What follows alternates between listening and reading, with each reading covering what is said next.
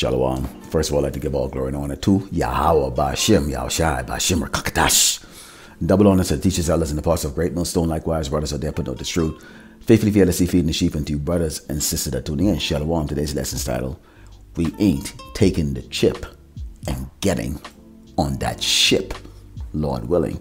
Now, this lesson came from an inspiration watching the brothers Zanamad, who had a beautiful lesson today titled, What If I Fear Troubles Coming Soon? Which we know this is on the minds of every brother and sister in this truth. Okay, it's not on the mind of those that are out in the world that are continuing to, live it up, so to speak. Okay, this is for those who have dedicated their life to serve Yahawashi, who understand that the Lord Yahawashi is going to bring terrible judgment, okay, upon the earth, but in particular here in Great Babylon, America, which happens to be the place where we happens to be living, okay? And, he talked about, Esdras' concern about the future events that's going to be taking place. He saw great tribulation, great trouble, great pain and suffering that was taking place, and he, pondered upon how he was going to be delivered, meaning, Esdras knew that at some point in time, his spirit was going to be regenerated back in the future, and he would have to go through those events. Let's start off with our first scripture. This is the book of Revelations 2 and 10. And this is Yahawashi Mashiach comforting, okay, those that, have given themselves to the faith, those who have been chosen, okay, from the foundations of the world, okay, to serve him, okay, and to serve the Most High Yahawashi Mashiach, to understand that there are things that has been prophesied or in place to take place, and it's a cleansing process. This is Revelations 2 and 10. It reads, Fear none of those things which thou shalt suffer. Now listen to that word, those things which thou shalt suffer, which is speaking in a future tense here. Okay, behold, the devil shall cast some of you into prison, that ye may be tried, and ye shall have tribulation 10 days. Be thou faithful unto death, and I will give thee a crown of life. So here it is right there. We've been given a warning that there is going to be trouble. Some of us are going to get put into prison for a period of time. Okay, we're going to have our faith tried. We're going to seem like we've been forsaken, but we have to be faithful, continuing on in the truth. Okay, keep our mind, and our spirit girded up, understanding that we were told this before this actually happened. So this is the reason why the men of the Lord walk, okay, in the spirit of anticipation and not reaction. We understand that the work that we do, we have a target on us, and at some point in time, okay, the devil himself, Esau, the so-called white man, is going to come after us. Okay, this is the book of Revelations 13, and starting with verse 15, because the things that we look at when you look at that Revelations 2 and 10, it's the word suffer. Okay, and when you take a look at the word suffer, okay, it says experience or be subjected to something bad or unpleasant. Now let's go into Revelations 13, starting with verse 15, because there's another buzzword inside there that you're going to see is going to be synonymous to the tribulation that we are going to be experiencing, which is why indeed brothers and sisters would have a bit of fear. Okay, and it says, and he had power to give life unto the image of the beast, that the image of the beast should both speak and cause that as many as would not worship the image of the beast should be killed. That word killed right there. Okay, deletion. And he caused it all, both small and great, rich and poor, free and bond, to receive a mark in their right hand or in their foreheads, and that no man might buy or sell save he had that mark or the name of the beast or the number of his name. We're seeing this told around right now by the WEF. Okay, many of these major corporations are in fact, okay, the OEM or the original, factory that is designing the chip as we speak right now, which we can name one of those companies, which is known as Google. Okay, very popular company on this earth. Okay, that is designing these chips along with IBM, Microsoft, all of them. Okay, and all those other tech companies, like Raytheon. Okay. They're designing these chips ready right now to implant these into people. And this is really an embargo on the entire earth, because when you look at it, it says, and he caused it all, both small and great, rich and poor, free and bond, to receive a mark in their right hand or in their foreheads, that no man might buy or sell save he had the mark or the name of the beast or the name number of his name. Meaning you can't sell what you have, nor can you buy something to sell. Do you see? In other words, the entire commerce as we speak right now, there's going to be basically an embargo. So there's a force, okay, action that's going to be on everybody on this earth. And this is that global embargo. When you look at America and you see how America put embargoes in other countries, it has always been at the threat of what? Starving them out, okay, making their currency be devalued, and also the threat of war. Eventually, they just threaten them. That's the reason why you see it says, and cause that as many would not worship the image of the beast should be killed. You cannot live in society, meaning you're going to starve, or they straight out just call you a dissident and throw you in these prison camps and terminate you then. So this is a society that we're going to be going into, and this is the reason why you see, okay, Esdras was concerned, because this is the horror show that he's seen. This is what we, okay, as men of the Lord, we think about these things, okay, but we also have many scriptures that is comforting to us. I open up with one, which Revelations 2:10 said that we must endure. Some of us are going to be put to death, cast into prison, okay, hounded by the devil, these sort of so-called white man, but we must endure and get a crown of life. So at the end of all of that affliction, there is a great reward. Let's go into 2nd Esdras, because none of these, when this is happening, and for these people that are walking around in darkness right now, going around lolly-daddy with their lives, planning their lives and doing all the things that they think is going to be normal, and they become quite numb to what the devil has been implementing in the last recent, let's say 3 or 4 decades. But let's talk about the recent times right now, where that great lie that came out in the last 3 years, okay, we'll be talking about what, the C-19, okay, they have become basically more institutionalized to wickedness, that they've accepted it and they will continue to just move on. But that's not going to be the case for everybody, okay? And you have the people who are not a part of the elect that are going to rise up, and this is part of that trouble, okay, which is going to be a part of that Jacob's trouble that we are going to be going through, because of the significant difference in the life that we know us today. Right now, as I'm sitting down making this video, there's no one there. I don't hear gunfires and people screaming for their lives or running for their lives, and I don't see a Molotov bottle coming towards my house. No. Okay, so we're not really in that time of experiencing it, but this is the hell that's about to come. This is as 2nd Esdras 15, verse 16. It says, "For there should be seditions amongst men, invading one another. They should not regard their kings nor princes, and the cause of their actions should stand in their power." Why? They're not going to bow down. Because they're not going to bow down, that's going to create conflict. A man shall desire to go into a city and shall not be able, for because of their pride the city should be troubled, and the houses should be destroyed, and man should be afraid. A man shall have no pity upon his neighbor, but shall destroy their houses with the sword, and spoil their goods, and because of lack of bread and great tribulation. I step outside and I look at my neighbor's house, and I go, do you know, and this is what I think to myself, at some point in time, they're gonna attack me, they're gonna come and invade this house, or they're gonna be invading each other. Okay, when you drive around through these little towns or these streets, and nice houses or shabby houses, doesn't matter. These people don't realize, okay, that the way they're going to eat is actually going and pillaging and robbing and possibly murdering their next door neighbor, whom they was just saying good morning to just before all of this started. Okay, and they have no clue. Okay, when you go to 2nd Esdras 16 and 17, this is what Esdras said. This is what he said. He said, "Woe is me, woe is me. Who will deliver me in those days?" Knowing, when you listen to that, okay, woe is me, who will deliver me in those days?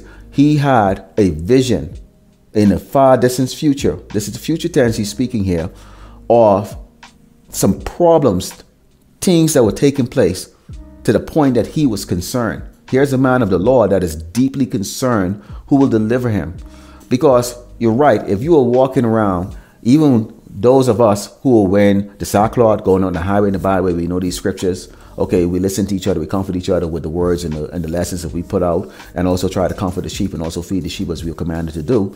We understand that we live in reality. We still can get sick. We still can be wounded. We can still be put to death. We still have to breed. We still have to eat, take a crap, all of that stuff. And anything can make any one of us uncomfortable. Any brother right now go sleep outside with just a plastic bag to wrap with to keep himself warm. And if you manage to make it throughout the night, tell me exactly how you feel. Okay? So we in this flesh are going to suffer in this flesh. Okay? So there is a concern, but there's also those comforting words that Yahawashi Mashiach has put out there, because why? These are the things he has to go through, as Azan mentioned in his video. Yahawashi prayed to the Most High, to the Father, Yahawashi Mashiach, if there was another way that he could be the sacrifice, but not go through what he had to go through, because the Romans, they pierced him, they beat him, they maimed him, they did all kinds of things to him, they spit on him, called him names, and he was in the flesh, so he endured that. That is the reason why he's going to be coming back so pissed the hell off. For us, it's over 2,000 years. For him, it's 2 of his God days. Okay, so it's very, very fresh in his mind. Okay, so you just think of the humiliation someone do to you here right now in the flesh, and how you feel like getting that vengeance. Okay, so let's move on here to Zechariah 13 and starting with verse 8, because there's going to be a purge. 2/3 has to be sacrificed. 2/3 must go. We try to make our election for sure by doing the work, feeding the sheep, trying to keep the commandments best our ability, because we don't want to be part of the purge of the purge group. That's 2/3. 2 of every 3 Jake walking on this earth will die. Plain and simple. Here it is in the book of Zechariah 13, verse 8, and it says, "And it shall come to pass that in all the land, said the Lord Yahawashi, 2 parts therein should be cut off and die, but the 3rd part should be left therein. And I will bring the 3rd part through the fire, and will refine them as silver is refined, and will try them as gold is tried. They shall call on my name, and I will hear them, and I will say, it is my people, the elect," not the 2/3. Those are the Lord don't want anything to do with them. Remember what I read earlier on in the passage, what it says, 2/3 is going to be cut off and die. Okay, they're going to die in various forms. Okay, I brought out 2nd Esdras, which talk about the sedition amongst men and how they're going to be spoiling and murdering and killing each other over scraps. Okay, this is part of that. This 2/3 are going to be participating heavy in that. Okay, and it says, "It is my people, and they shall say, the Lord Yahawashi Mashiach is my God." So those of us who are taking heed and learning the name and know that we have to call out to him to be saved, that is right there, the comforting thing right there, because he made it very clear that he's going to kill 2/3, but 1/3 is going to call on his name and he's going to save them. That's why it's very important to know the name, okay, of the living God of the Bible, Yahweh Ba'Shem Yahushai. Let's go into 2nd Esdras 6 and starting with verse 22 here, because what we have, these are answers to Esdras, okay, which is what? Okay, the delivery. He said, "Woe is me, who's going to deliver me in those days?" So we are going to get to how these deliveries are going to be taking place. Remember, this sacrifice is continuing to go on right now. When you go into 2nd Esdras 6, verse 22, it says, "And suddenly shall the sown places appear unsown, the full storehouses shall be found empty, and a trumpet shall give a sound, which when every man hear it, they shall suddenly be afraid. And at that time friends shall fight one another like enemies, and the earth shall stand in fear with those that dwell therein. The spring of the fountain shall stand still, and in 3 hours they shall not run." So people are not going to be very friendly with each other. There's not going to be any alliance other than alliance with each other who are wicked for the same cause, and eventually they're going to turn on each other. Okay, and those that are left are for sure going to be dying in the lake of fire, as promised by Yahweh by Shemi Shai, for those who have taken the mark of the beast. Okay, that RFID microchip. Okay, but in the meantime, the 2/3 are participating, okay, in all of this shortage of food, okay, shortage of resources. People are gonna force you into a fight. People are gonna force you to defend yourself. People are gonna force you to have to put them to death. This is a situation that's gonna be, and it's gonna go from babies all the way to grandma. Okay, now answering Esdras, okay, concern where he said, woe is me, who will deliver me in those days? We go to the book of Revelations 3 and 10, and it reads, Because thou hast kept the word of my patience, I also will keep thee from the hour of temptation, which shall come upon all the world to try them that dwell upon the earth. This is going to be a global thing that the Lord is going to have the so-called white man, Esau, the Edomite, these devils that are in rulership, Malak, okay, bring upon that earth. That our RFID microchip is not going to be just here in America. Okay, America may become the most violent place of all of the other nations, simply when you look at how great this nation is in terms of wealth and structure, and how it's going to be brought down to not second world country, not third world country. I mean, brought down to just absolute cannibalism. The rest of these nations are going to be preserved because they will go into slavery first, okay, then giving their land back to them. But they will have their degree of trouble too. As nice and, you know, head bowing down and in order the Japanese or Ammonite seems to be, they will be slaughtering each other out there in Tokyo, okay, and all those other cities over there. The same thing is going to happen in Beijing. The same thing is going to happen in Mumbai, okay, all those other places. They're going to be slaughtering each other over there, okay, for resources. It's just the way it's going to be. There's going to be those over there who are going to bow down, and there's going to be those who's going to say the hell to the no, and they're going to be clashing. Okay, but the answer in Esdras, we are going, if we keep the word of his patience in this truth, the Lord said what? He is going to keep us from the hour of temptation. We will not have to participate in those things to survive. Okay, and nor would any of those things come to us. Again, I opened up and I said that what? Revelations 2:10 said that some of us are going to be sacrificed. Okay, we don't know which brother that's going to be, or which sister that's going to be. Okay, let's go to the book of Isaiah 65. And starting verse 12, again, this is part of who is going to deliver. Okay, that's a delivery. So Yahawashi says he's going to deliver you from what? The mark of the beast. Here's what he also said too. Therefore I will number you to the sword, and ye shall bow down to the sword, because when I called you did not answer, when I spake you did not hear. 2/3, but did evil before mine eyes, and did choose that wherein I delighted not. 2/3. Therefore thus said the Lord God, behold, my servants shall eat. You don't have to be on the highway and the byway preaching to be a servant. You are what? A servants. You're listening. You're in order. You brothers out there, you Akim out there listening, posting scriptures, dedicating your life to this. You're a servant.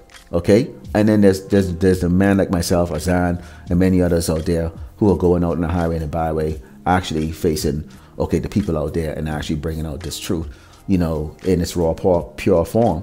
Okay? We are also servants. Okay, and it says, my servant shall eat, but ye shall be hungry. Behold, my servant shall drink, but ye shall be thirsty. Behold, my servant shall rejoice, but ye shall be ashamed. Behold, my servant shall sing for joy of heart, but ye shall cry for sorrow of heart, and shall howl for vexation of spirit. Because they trusted into this place. We don't. We understand what's going to take place. So yes, we are going to eat, drink, and we're going to laugh at the 2/3 and the rest of these nations that have had fun laughing at us, especially, you know, the fact that we've been out there on the highway and the byway to warn them. Now, there's a great delivery that Esdras wasn't, you know, privy to, but we are privy to this delivery that's going to be taking place. And the whole world is going to see the Yahawashi does it in grand style. This is the book of Wisdom of Solomon. This is the last scripture here. Wisdom of Solomon 5, starting verse 1. It says, then shall a righteous man stand in great boldness before the face of such as have afflicted him, and made no account of his labor. When they see it, they should be troubled with terrible fear, and should be amazed at the strangeness of his salvation. How is this going to be strange? There it is right there. Okay, the Lord is going to come in grand style and pick us up. Okay, send his angels to the four corners of the earth to deliver the elect, those who he chose, those who he marked for exemption of the judgment that's going to be coming, okay, on Great Babylon, America. Okay, and it says, so far beyond all they have looked for. Nobody's ever seen it before. Okay, you see it in the movies, but not in real life. And it says, and they repenting and groaning for anguish of spirit shall say within themselves, this was he whom we had sometimes in derision and a proverb and a reproach. Yeah, that's the rest of these nations. Like, wow, they can't believe. Because when you see the skies light up with all of these things, what they call UFOs or, you know, IFOs, which is going to be the chariots of the Lord, Yahawashi, you know, Yahawashi and Mashiach when he returns, and see the skies lit up. I mean, this is going to it's going to be a terrifying sight, at the same time a wonderful sight, really, for us. Because it's going to turn into terror for them real soon. After we're delivered, Lord willing, they are now going to experience what these chariots can do, what kind of terror these chariots can do. It says, We fools accounted his life madness, and his end to be without honor. How is he numbered among the children of God, and his lot is among the saints? Therefore have we erred from the way of truth, and the light of righteousness had not shined unto us, and the Son of righteousness rose not upon us. That's because you doggone Hebrew Israelites, you 2/3 have your head deep, deep, deep up the ass of the so-called white man, Esau the Edomite, the devil that the Bible speaks of. And that's why you would not know why we, who is part of the hopefully elect, have been delivered in such a glorious fashion. So Lord willing, hopefully that was edified. Let the close by giving all glory and honor to Yahawashi, Yahawashi, Makakadash, the blondest that teaches, listen to the voice of great son, likewise brothers that they're putting this is truth. Faithfully, fearlessly, feeding sheep and dear brothers and sisters tuning in. Shalom.